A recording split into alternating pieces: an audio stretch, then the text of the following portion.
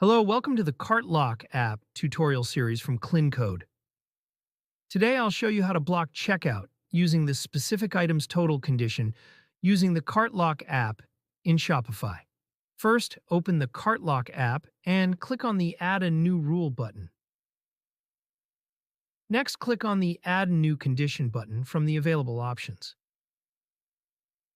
Select the specific items total option. Now set the block if more than field to $200. Remember, when you select a specific item total, you'll also need to add another condition like product, collection, product tag, or variance.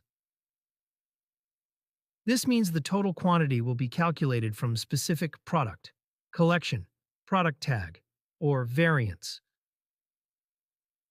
For this video, we will add another condition by clicking the Add a New Condition button.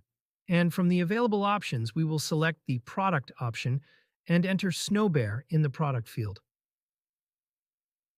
This means that if someone adds more than $200 Snow Bear products to their cart will automatically be blocked.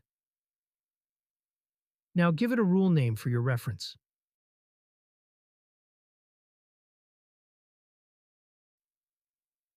Set a proper or error message. This message is important because it will show to the customers.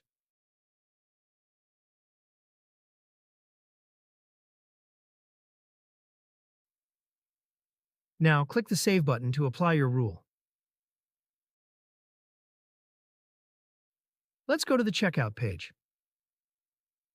As you can see, the error message is visible, so the customer is blocked from ordering. I hope this is clear. If you have any questions or need help, feel free to reach out via live chat or visit our contact page. You'll find both email and WhatsApp support options there. Thanks for using the Cart Lock app. Happy selling!